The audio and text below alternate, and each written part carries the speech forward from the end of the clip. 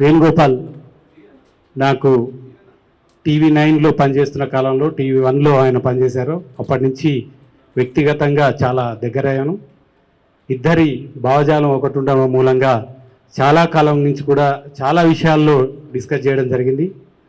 ఆయన జర్నలిజం నుంచి కాస్త పక్కకు జరిగి ఇండిపెండెంట్ జర్నలిస్ట్గా అయిన తర్వాత తను అనుకున్న లక్ష్యం, ఆ లక్ష్యం దిశగా లక్ష్యం చేరుకుంటానా లేదా, అసలు లక్ష్యం దగ్గరకైనా చేరుకుంటామా లేదా అన్న సంశయం ఉన్న నేపథ్యంలో కొంతమంది జర్నలిస్టులను చేరదీసి జర్నలిస్ట్ అధ్యయన వేదిక పేరుతో అనేక కార్యక్రమాలు నిర్వహించారు. ఆ కాలంలో ఆయన వెంట రావడానికి కూడా చాలామంది జర్నలిస్టులు వెనుక ముందు చేశారు. కొంతమంది అయితే నవ్వుకున్నారు కూడా ఆయన జర్నలిస్ట్ వేదిక పెట్టిన క్రమంలో. అయినప్పటికీ తాను నమ్మిన సిద్ధాంతం, తాను నమ్ముకున్న అంశానికి సంబంధించి లక్ష్యం నెరవేరాలి, లక్ష్యం దిశగా పయనించాలి, లక్ష్యాన్ని అధిగమించాలన్న కృతనిశ్చయంతో ముందుకు వెళ్ళాడు.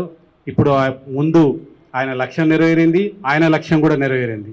2 లక్ష్యాలు కూడా నెరవేరినాయి. అందుకు రేవంత్ రెడ్డి గారికి ప్రత్యేకంగా ధన్యవాదాలు తెలపాలి. ఒక జర్నలిస్ట్గా ఒక కష్టపడే తత్వం ఉన్న ఏ వ్యక్తికైనా తను అనుకున్న నమ్మిన వ్యక్తులకు ఖచ్చితంగా సహాయం చేస్తాం, నమ్మిన వ్యక్తులు తన వెంట ఉంటారని చెప్పడానికి వేణుగోపాల్ రెడ్డి గారికి ఈరోజు CEO ఇవ్వడమే నిదర్శనం చెప్పవచ్చు. ఇది చాలామందికి స్ఫూర్తిగా నిలుస్తుంది.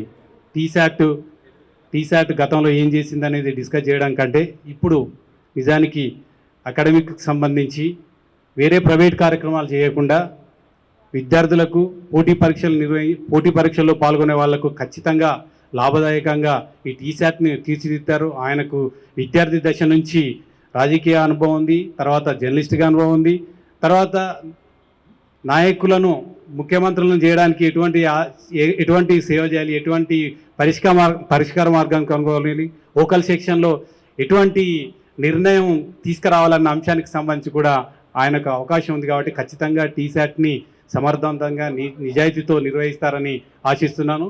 ఈ అవకాశం ఇచ్చినందుకు కృతజ్ఞత. Thank you.